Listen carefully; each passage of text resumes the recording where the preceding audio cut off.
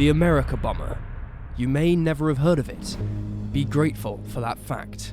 A project started by the Reichsluftfahrtministerium, the German Ministry of Aviation.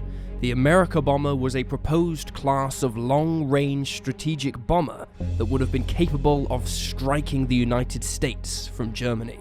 Its failure, and the failure of the German war effort generally, spared the cities of America the same destruction seen across Europe, devastation that still scars the continent to this day.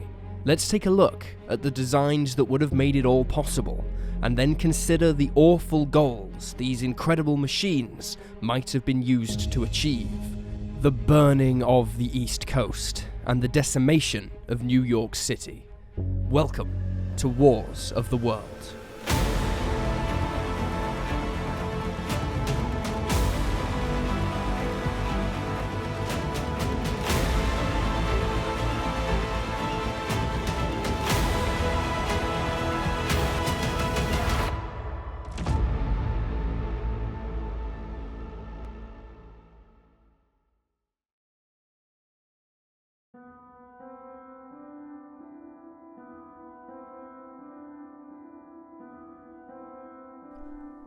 The first thing we need to understand are the challenges behind Germany attacking America.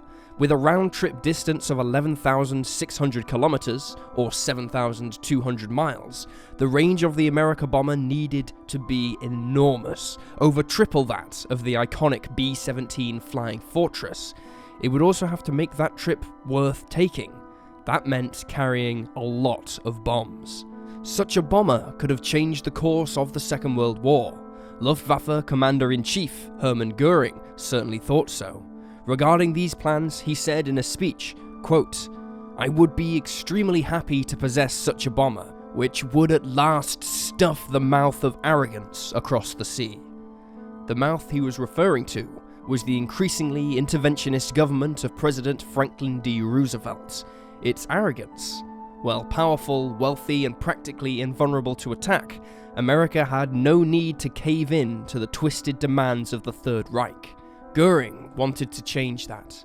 Initially suggested during the summer of 1941, with the euphoria of a seeming certain victory against the USSR in the air, by April 1942, a 33-page plan on the Amerikabomber had been completed. From this plan, we get a glimpse of the Nazi intentions to take the war to the United States, and to burn America's east to the ground in the process. Bases in the Azores Islands, a Portuguese possession in the Atlantic, were proposed. From there, Nazi bombers could reach targets in the United States, carrying payloads of up to 6.5 tons of death and destruction.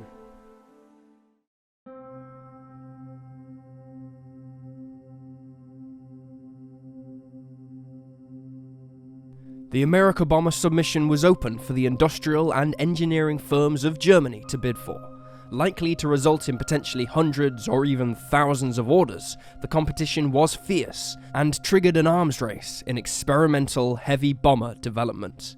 The designs submitted by Bremen-based aircraft manufacturer Focke-Wulf, the TA400, would come to represent one of their most advanced and sophisticated designs of the entire war. Firstly, there was its internationality. The engines were to be made in Germany, but most of the design work was carried out by French technicians near Paris. Likewise, the contracts for the construction of major components were awarded not just to German companies, but French and Italian ones too. The purpose of this was to speed up development and begin the construction of prototypes as soon as possible. The design would take many pioneering design features from American heavy bombers, among them pressurized crew compartment and tail turrets connected by a pressurized tunnel. That meant less bursting eardrums and more blood oxygen. The plane would also have remote-controlled turrets fitted around its body.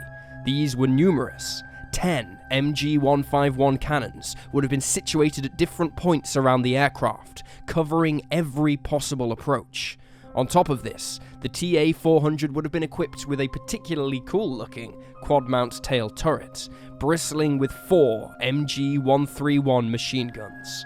When used with fighter pilots, these turret guns enjoyed a glorious but brief period of popularity. a dramatic story we've covered before. Well, they found their way into British, American, and now German medium and heavy bombers. These fearsome turrets weren't going anywhere. Such beefy defense weaponry wasn't just for show. The Germans knew this. When these things appeared over the American skyline, the fighter pilots would do everything they could to bring them down. The object of every fighter's attention, these massive, slow bombers needed to be prepared for things to get ugly.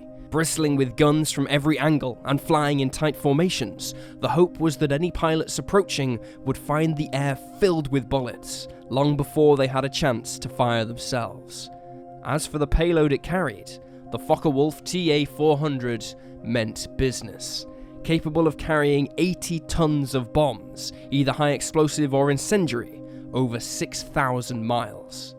Thankfully, this technically proficient and international collaborative plane was never built, starting off as a backup design for the Messerschmitt Me 264, which both required less materials and less labour. The German Air Ministry pulled the plug on the proposal in October 1943.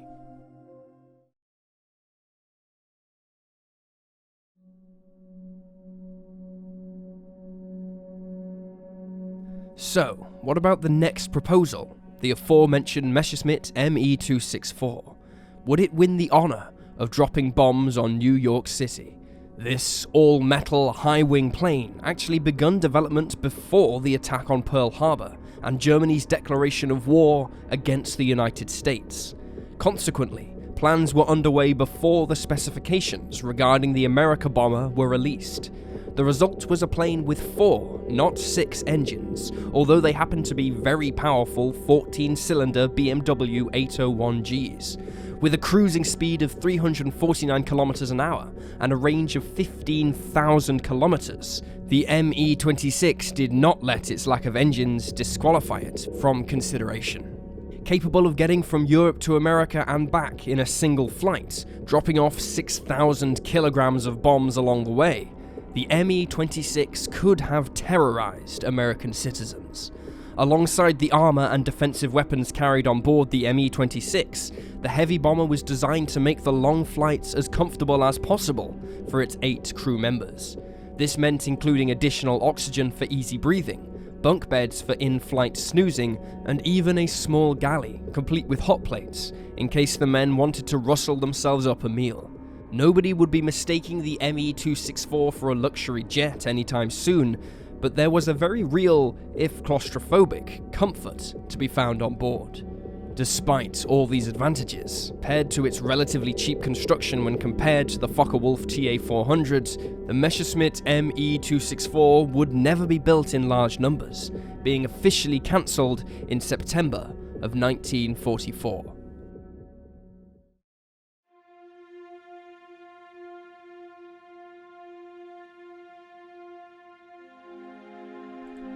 There was one Amerikabomber that was never cancelled, one that won the design contest and was prepared for mass production, one that would have turned the sky black over America and rained down death on New York City. This plane was the Junkers Ju-390. It is also one of the most mysterious proposals, with the fewest surviving planes, photos and plans. Based on the Ju-290, a 4-engine long-range transport, maritime patrol and bombing aircraft, the Ju-390 added extra inner wing segments, a lengthening of the fuselage, and another pair of engines, bringing the total up to 6. The similarity in design of the two planes is clear to see. Constructed and assembled at the Junkers plant in Dessau, test flights were ongoing from October 1943, and, from the records, it's clear the German Ministry of Aviation was very impressed by the performance of this plane. They immediately put forward an order for 26 of them, ending the Amerikabomber bidding process and entering a new era of airborne warfare.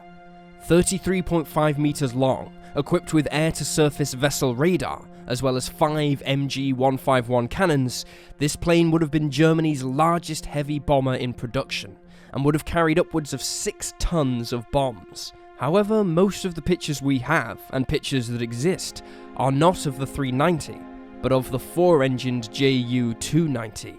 That's because, despite the optimism Nazi planners had for the Ju-390, production never got past 2 prototypes. The war was going very badly, and no resources could be spared for such offensive weapons as the Amerikabomber. The Nazis were too busy maintaining aircraft dropping bombs on enemy troops, now positioned not thousands of miles away, but within Germany itself. And, in truth, all the better for it. It is hard to look at these images and not feel uneasy. The Allies did win the war, and the Nazis and their empire were crushed completely. But in the 1940s, the Nazis didn't know that. They were fighting a war that they thought they were winning, and already planning on its escalation. These designs are living proof that this was far from being a foregone conclusion, the evidence and embodiments of a potential wave of destruction that might soon have crashed over American shores and expanded the Nazi assault across the global stage.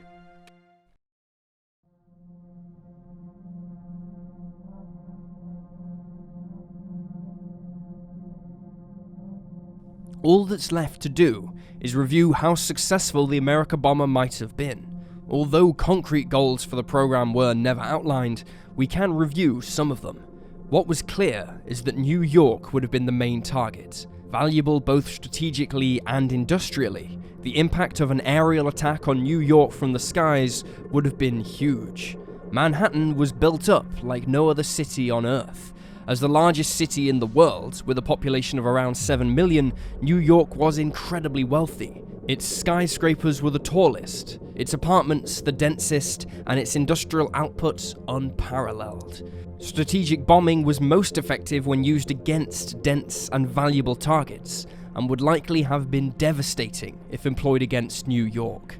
Large raids of German Amerikabombers, each carrying around 6 tons of bombs, would have been capable of decimating the city. In a single night, the high-rise buildings of Manhattan could have been toppled, signature buildings like the Empire State Building and the Chrysler Building crashing in on themselves as bombs fell all around. With the use of firebombs, entire sections of the city would have been vulnerable, with the heavily populated areas like Brooklyn and the Bronx potentially gutted in a single raid. Street after ruined street left standing, blackened and hollow, as firestorms raged through the city. And the port of New York and New Jersey, a hub of military activity and by far America's largest, would have been the center of it all. Brooklyn Navy Yard, the largest shipping facility in all of the United States, would undoubtedly have been the first target in any Amerikabomber's sights, likely to attract hundreds and hundreds of tons of munitions. Boats would be pouring out into the harbor, decks packed with people, desperate to escape the bombs and fires breaking out across their city. Facing as they were the potential flood of American-made weapons and United States troops, it is no surprise that the Nazi leadership were desperate to find some means of retaliation. The thought of collapsing skyscrapers and the ruining of New York fit the bill perfectly. To my mind, few images capture a potential Nazi victory in the Second World War better than that of the Statue of Liberty, standing defiantly against wave after wave of Nazi heavy bombers, while behind her, New York glows, burning. Some claim the Amerikabomber aimed to bomb the nation into passivity, or at least ensure neutrality through the threat of attack. After all, it was only by the 1940s that public opinion swung towards supporting the war in America. With many wanting to stay out of it already, a potential attack would surely provide just another strong reasoning behind an already popular argument. However, this seems unlikely to me. Maybe if the planes had been designed and built in the 1930s, that reasoning makes sense. But as we can see from the proposed plane designs, work was only seriously begun on the Amerikabomber program after Germany's declaration of war on the United States. That leaves one final theory, that the Amerikabomber aimed not to destroy United States cities, but instead divert American attention. With bombers over New York City, the federal government would find itself busy arranging air defenses, bomb shelters and evacuations, exhausting precious time, industry and manpower that would otherwise be used in the European conflict, defending the United Kingdom and liberating France. Thankfully, of course, none of this ever happened. As you know, the Amerikabomber had almost no effect on the course or outcome of the war. The reasons why are as fascinating as the planned Amerikabomber itself. The Germans were already exhausting their industrial capacity, manpower and resources fighting the Soviet Union across the 1,000-mile-long Eastern Front. It couldn't build enough tanks to win the war it had already started. It certainly couldn't build heavy bombers for the new war it had just declared. Nazi commanders may have been daydreaming of the Amerikabomber, flying high above the American cities and raining down death and destruction, but it was just that, a dream. The reality was that German cities, not American ones, would be the ones that were bombed, obliterated by wave after wave of British and American bombers. The Nazis were not just behind in the race to build heavy bombers, they hadn't even set off. Think of these designs: the Focke-Wulf TA400, the Me-264, the Ju-390. These were all potentially effective planes, capable of transcontinental destruction. But despite all the work designing them, despite the costly process of organizing the production of new parts, despite all the effort of building the prototypes and trailing them in flight, despite all of that, not one of them would ever be used. Compare that to the Allied effort. On the British side, 7,300 Avro Lancaster bombers, 6,000 Halifax bombers, and 2,300 short Sterling bombers. On the American, an incredible 12,700 B-17 Flying Fortress bombers, 18,000 B-24 bombers, and 4,000 B-29 Super Fortress bombers were built. If you want to know the truth, here it is. For the war in the air, Nazi Germany didn't stand a chance. Ultimately, the Amerikabomber program came from a place of misunderstanding in the Nazi command. They failed to appreciate that they were losing the war, not winning it. And so the program came to naught. But its existence, and the designs of the planes created to achieve it, tell an incredible story. The Nazis didn't go down without a fight, and America's East Coast was very nearly the victim of massed bombing raids the kind seen in London and Warsaw. We should be thankful the Amerikabomber is not famous. And there you have the story of the Amerikabomber. Please leave a comment down below with your own thoughts and reactions, and remember to like this video and subscribe to support the channel. Thank you for watching, and I'll see you next time.